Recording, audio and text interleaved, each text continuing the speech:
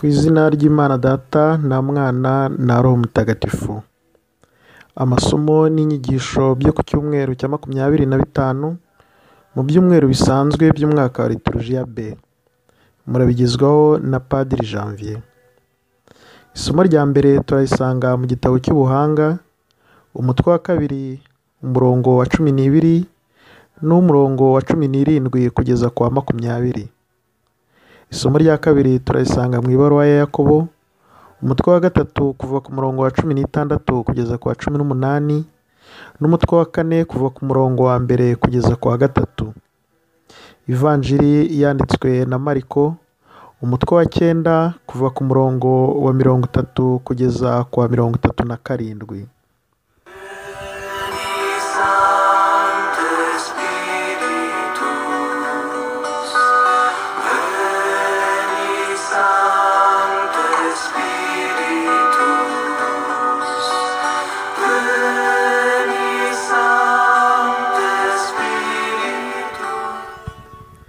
Isomo ryo mu gitabo cy'ubuhanga. Abagome barabwirana bati, twibasire intungane kuko itubangamiye, ikarwanya ibikorwa byacu, ikanadushinja ko twarenze amategeko, tugahemukira umuco mwiza badutoje. Nimureke turebe niba ibyo uvuga ari ukuri, dusuzume uko ibyayo bizarangira. Niba intungane ari umwana w'Imana koko, izayitabara ibugobotore mu nzara z'abanzi bayo. Tuyigeragereshe ibitutsi n'ibitotezo kugira ngo tumenye ubwiyumanganye bwayo, turebe n'ukwihangana kwayo. Nimureke tuyitange yicwe uruteye isoni, kuko icyo gihe Imana izayihagararaho dukurikije nanone ibyo ivuga. Iryo ni ijambo ry'Imana.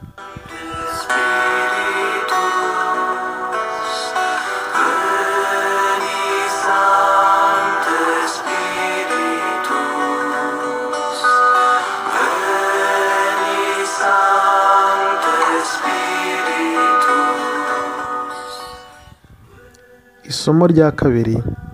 Isomo ryo mu ibaruwa ya Mutagatifu Yakobo intumwa.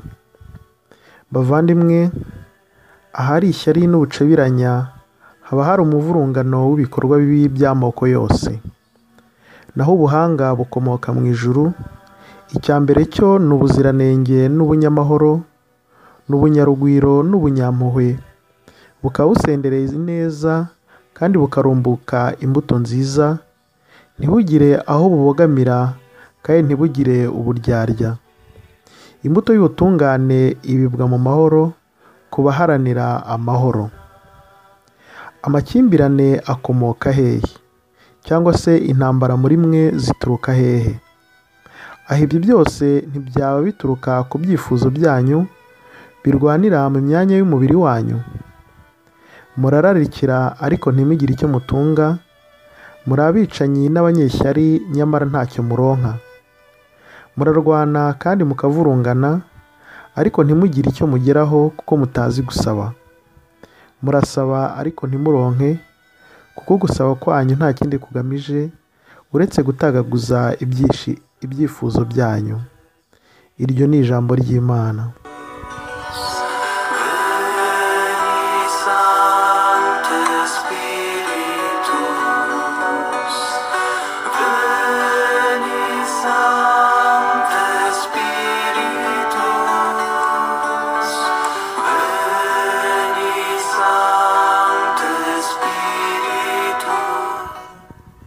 Amagambo yo mu Ivanjiri ntagatifu uko yanditswe na Mariko.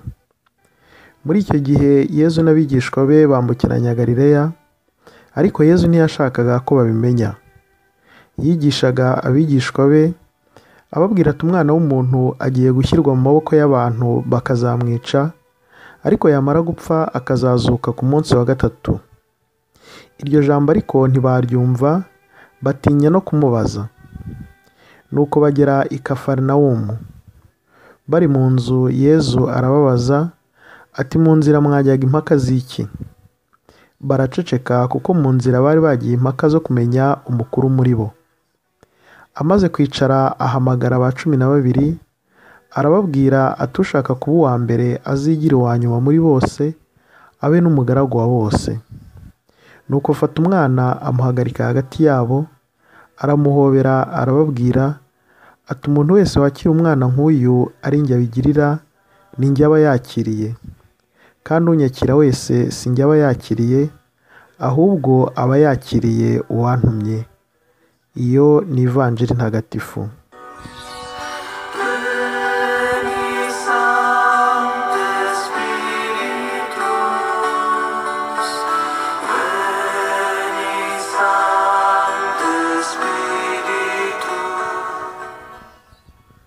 Amasomo yo kuri iki cyumweru cya 25 mu byumweru bisanzwe aradusaba kwisuzuma tukareba ibyifuzo by'umutima wacu. Amasomo akagaragaza ko ibyo byifuzo bishobora kuba bibi cyangwa se bikaba byiza. Iyo ibyo byifuzo by'umutima bibaye bibi, bibangamira abandi, bikabangamira n'umubano wacu n'Imana. Mu isomo rya mbere twumvise intungane itotezwa kubera ibyifuzo bibi by'abayitotezaga. Iyo ntungane itotezwa irazira ko ikomeye ku mategeko y'Imana, igakomera ku muco wayo. Hanyuma abandi abo bita abagome bakayitoteza kubera ishyari, kuko babona imikorere yabo n'imikorere y'intungane. Intungane ibacira urubanza, bakisuzuma bakareba bagasanga baragomeye Imana, ariko ntibashake guhinduka. Iki gitabo cy'ubuhanga ni igitabo cyanditswe mu Kigereki, cyandikwa mu gihe Abayisiraheli bari bari muri Alexandria baragiye bunyago. Icyo gihe bamwe muri bo bari barataye umuco w'abakurambere babo, bakurikira umuco w'abanyamahanga. Umwanditsi w'igitabo cy'ubuhanga we akomeza kwibanda kandi agashishikariza n'abandi gukomera ku muco n'iyobokamana byabo kavukire, akabarinda gutwarwa n'iyobokamana y'Abagereki yari yaratwaye bamwe. Iyo myitwarire rero ikagira abo icira urubanza, noneho bagashaka gutoteza intungane yakomeye ku mategeko y'Imana. Ibyo byifuzo rero birimo ishyari ry'intungane ni ibyifuzo bibangamira umuntu mu bwisanzure bwe. Ibyo byifuzo rero nibyo ijambo ry'Imana ridusaba kwireba natwe ngo turebe niba tutifitemo ibyo byifuzo bibangamira mugenzi wacu. Mu isomo rya kabiri twumvisemo naho bavuga ibyifuzo bibi bijyana ku ishyari n'ubucabiranya. Amakimbirane n'intambara, ibyo byose bituruka ku byifuzo bibi byo kwikunda no kwireba umuntu cyangwa agatsiko k'abantu bagira, bakirengagiza cyangwa bagaheza abandi. Ibyo byifuzo bibi kandi Mutagatifu Yakobo yavugaga ko bigera naho gusaba.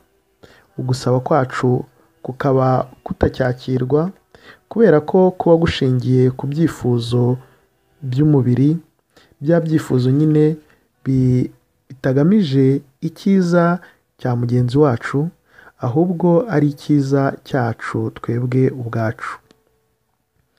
Yezu mu ivanjiri naho yagarutse ku byifuzo bibi. Intumwa ubwo zari ziri kumwe na Yezu bagendana, ngo baje kujya impaka hagati yabo barwanira imyanya, gukomera, gushaka kumenya umukuru muri bo. Ibyo byifuzo bibi kandi bituma n'umuntu atumva n'iby'Imana ivuga, kuko umutima uba uri ahandi, uri muri ibyo byifuzo kandi bihabanye no gushaka kw'Imana. Twumvise mu ivanjiri aho Yezu yasobanuriraga abigishwa be ibijyanye n'urupfu n'izuka, ngo ibyo ntibabyumva ndetse ntibanatinyuka no kumusobanuza, kubera ko umutima wabo wari uri ahandi mu byifuzo bibi byo kurwanira imyanya no gukomera. Ntago bari kumva icyo Yezu avuga. Iyo umutima wacu natwe uhugiye mu bindi, cyane cyane uri mu byifuzo bibi bituma twireba twebwe ubwacu, tutareba inyungu y'abandi n'iya bagenzi bacu, ntago dushobora kumva icyo Imana itubwira, kuko icyo Imana itubwira ari ukureba mugenzi wacu.